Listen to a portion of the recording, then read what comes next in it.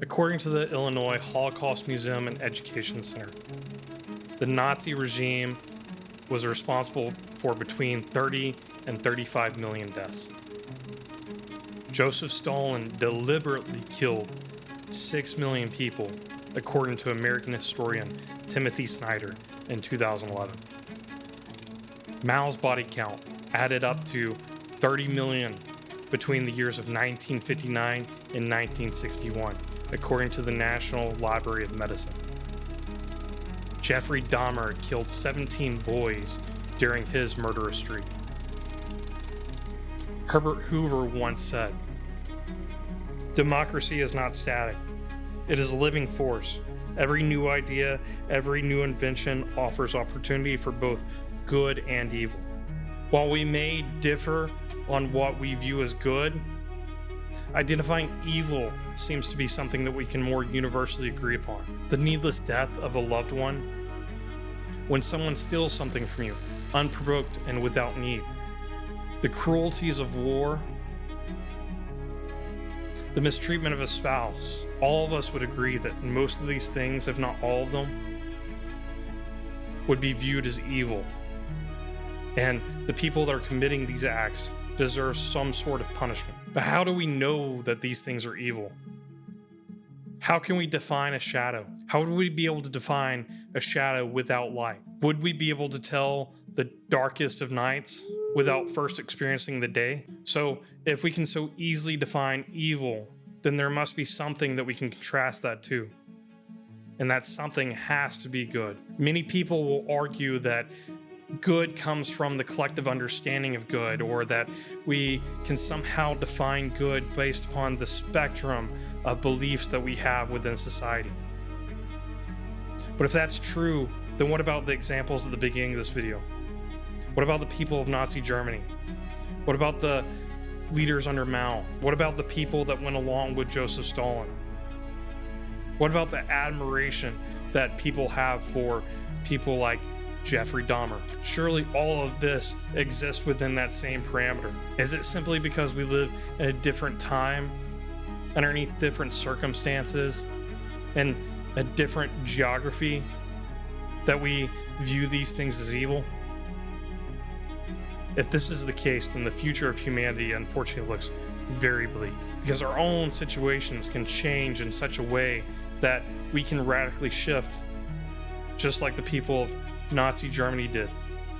And we can believe such evil things are permitted based upon our circumstances. If we're going to call something evil, we best understand what good is. If we have a definition of good, it better be something that's solid and concrete, not changing based upon circumstances or the whim of the populace.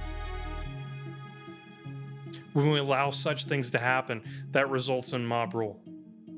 But I would argue that good does have a stable definition, and that good is defined by our Creator. It's defined by God. Instead, I would argue that evil does have a stable definition, which means that good does as well. But what's that standard? What's our source? Who gets to decide what good is? We know what exists.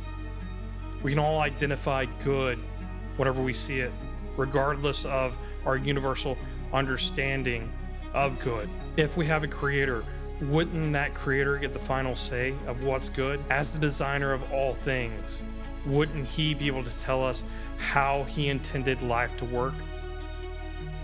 And that intended purpose would have to be good. God is the standard of good and has defined good. Many of the contrasts that we find from good and evil are mirrored in his word. Search yourself.